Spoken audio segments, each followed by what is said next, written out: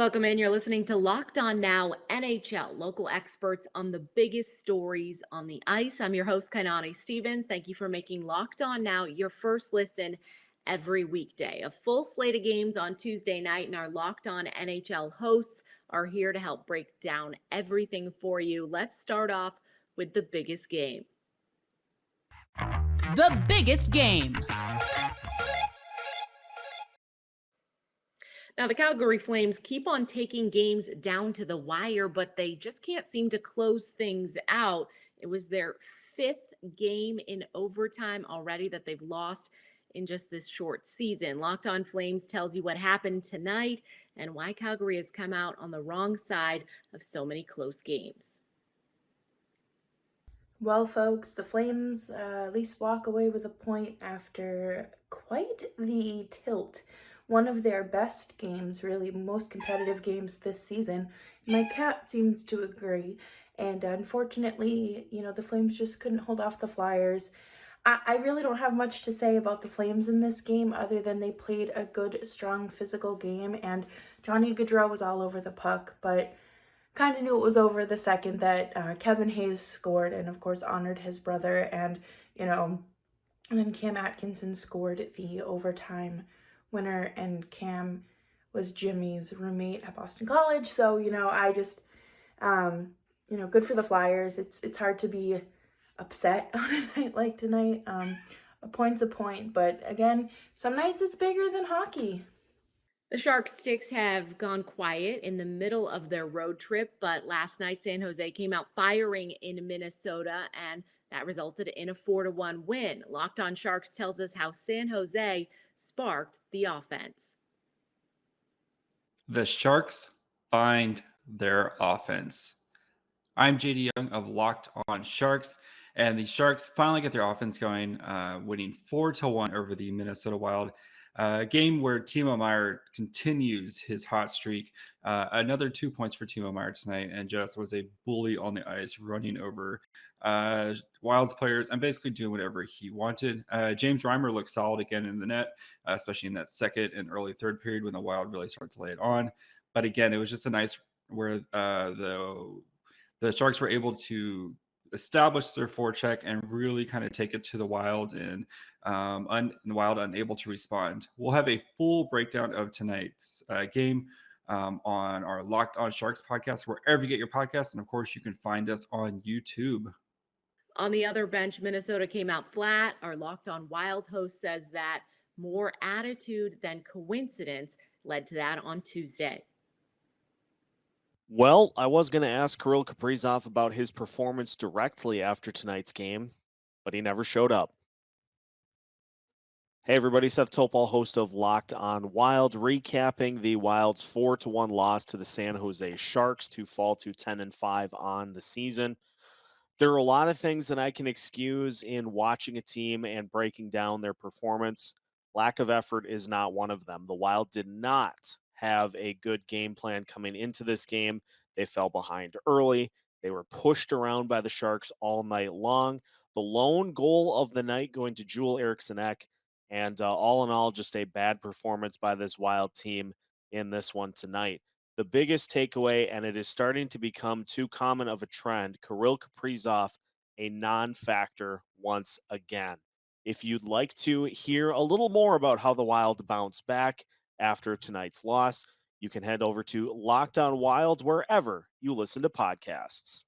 It can certainly be easy to look ahead at the end of a long road trip, and the Islanders may have been guilty of that on Tuesday when they lost 6-1 to the Panthers. Locked On Islanders says New York's effort just wasn't there from the beginning against Florida. The Islanders were a tired hockey team, and the effort wasn't there. They fall to the Florida Panthers 6-1. Gil Martin of Locked On Islanders here. A very disappointing end to the road trip. And the thing that really bothered me the most, the Islanders' effort wasn't there, especially on defense. The Islanders are a team that succeeds by playing defense first and getting just enough scoring to win. Well, especially in the first period against Florida, the back checking wasn't there. They were slow to pick up players. They were losing 50-50 battles for loose pucks and giving up juicy rebounds that every time they were available, it was the Panthers getting there first and putting the puck home. As far as the Islanders are concerned, it's time to put this road trip behind them. Look forward to Saturday's historic first game at the UBS Arena and get some home cooking as 15 of the next 21 are at home. For more, listen to the Locked On Islanders podcast with me, Gil Martin, wherever you get podcasts. The Florida Panthers welcomed in that big win with open arms after a very short losing streak. Locked On Panthers explains how Florida got the victory at home. The Florida Panthers get back to a place that they're comfortable in. Not only the FLA Live Arena, but winning on the ice as well. What is up, guys? This is Armando Velez from the Locked On Florida Panthers podcast, and the Florida Panthers have defeated the New York Islanders by a final score of 6-1. In their two matchups this season, the Florida Panthers have now outscored the New York Islanders 11-2 in their two matchups this season. This was a game where the Florida Panthers just got dominated, that they dominated the opposition very early. Something that I spoke about earlier today is like, if you get a multiple score lead against this New York Islanders team early, you could put the game away early. And the Florida Panthers did just that with goals by Hubie, Lomberg, Verhaeghe, and Hornquist in the first period. And they were able to get Ilya Sorokin out of the game after the first period. And for the New York Islanders, this is their last game of the 13-game road trip. So for them, they couldn't be happier to get back to their home arena and their home fans as well. This was the final numbers as far as the face-off circle for the Florida Panthers. Will say that the Islanders won the face-off battle, but for the majority of this game, the Florida Panthers were just dominating the face-off circle to the point that it didn't even matter towards the end of the game. The Florida Panthers were dominant in that part of the game as well, which they are now improving in that part as of the last two games. Sergei Bobrovsky goes 27 of 28 as well in this one. Aaron Ekblad also adds a goal in this one. Vetrano adds a goal in this one. And one thing that we need to monitor as we go towards this next game against the New Jersey Devils is Alexander Barkov got sent out of this game after colliding knee-to-knee against Scott Mayfield of the Islanders, resulting in a 5-minute major penalty. So we're going to monitor that as the week goes on. So to listen to my recap of tonight's 6-1 win against the New York Islanders, make sure to listen to the latest episode of the Locked On Florida Panthers podcast, your first listen of the day. Coming up after the break, we'll have more from action around the NHL and, of course, our best performance of Tuesday night.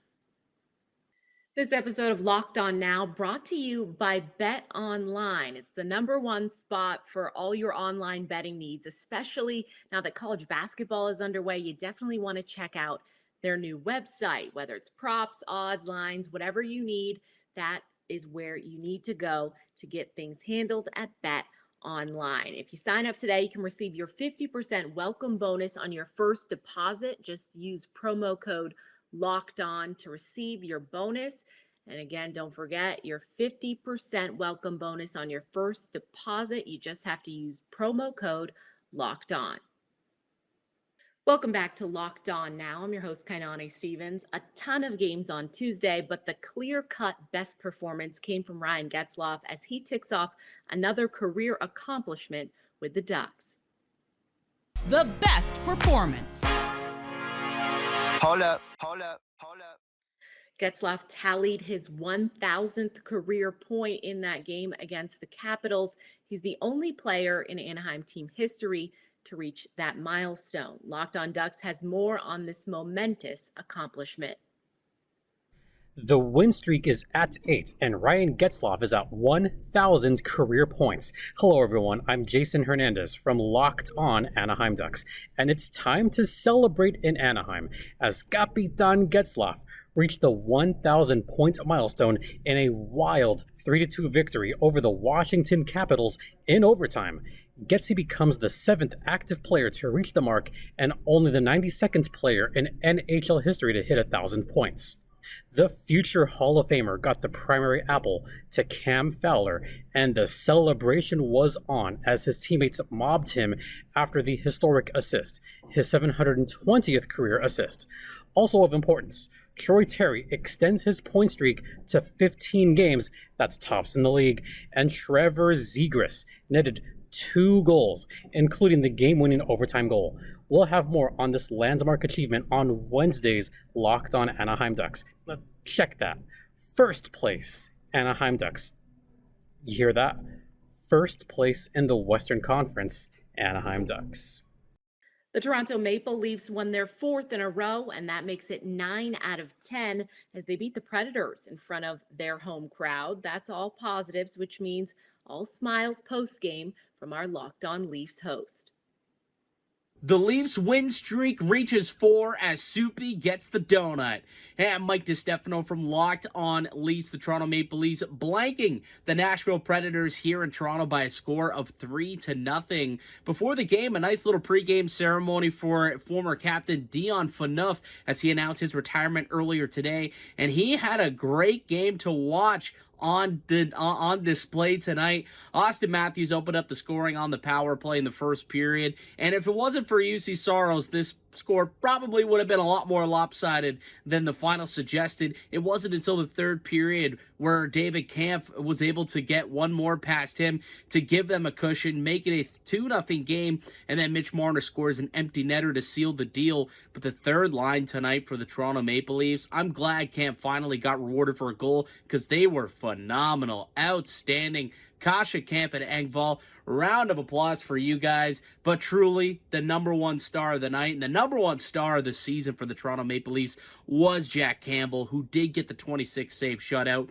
It was his 100th game of his NHL career, and now this guy leads the NHL in goals against, leads the NHL in save percentage, leads the NHL in points percentage for goaltenders. Oh yeah, also leads in goals saved above average. He's got 3 shutouts on the year, just one shy of Jacob Markstrom's 4 out in Calgary. This guy has been unbelievable, and he was great once again tonight for the Maple Leafs, as once again, they defeat the Nashville Predators by a score of 3-0 to extend their win streak to 4 straight. They got the Rangers coming up on Thursday to try and make it 5 straight, but I break down all of this game against the Predators over at Locked On Leafs, so go check it out.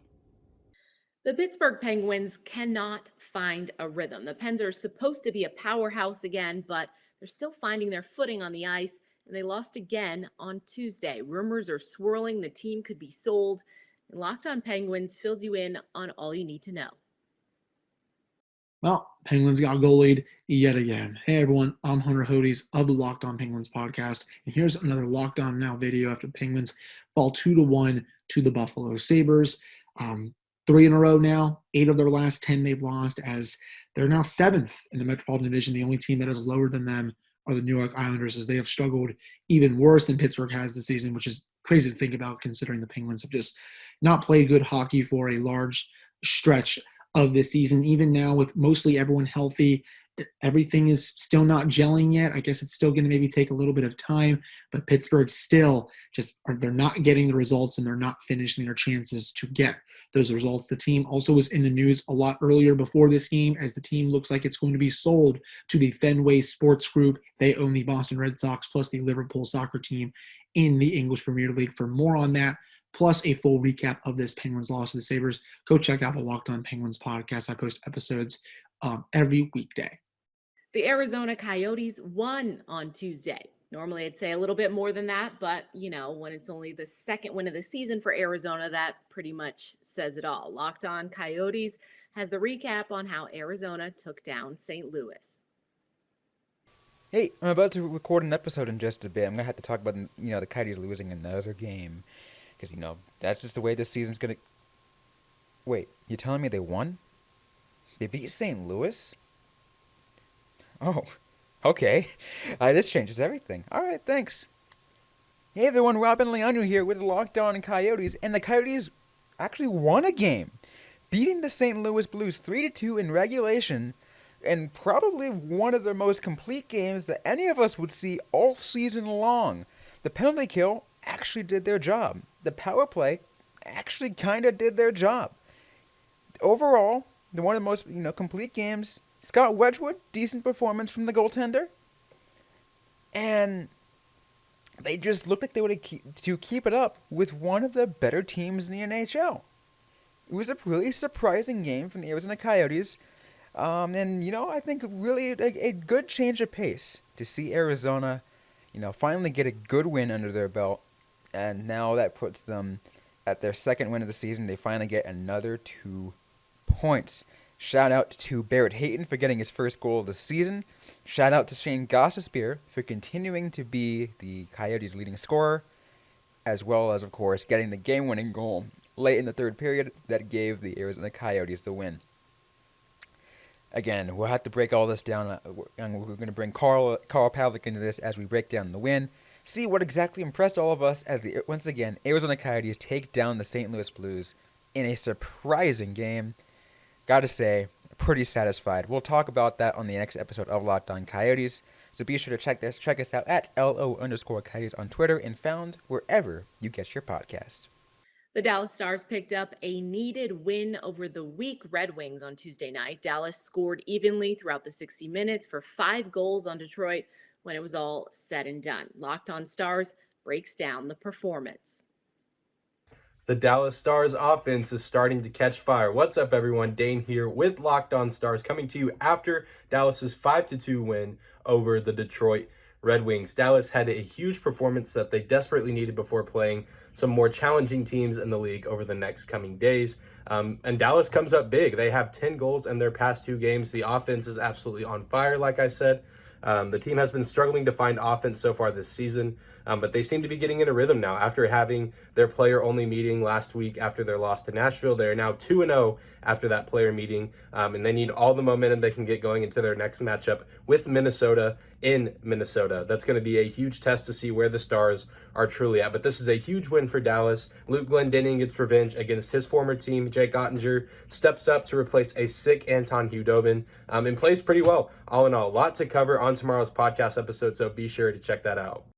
That's a wrap for us. Thank you for making Locked On Now your first listen every day. For more on the National Hockey League and your team, make your other listens Locked On NHL and your team's Locked On Podcast. I'm Kainani Stevens. This has been Locked On Now.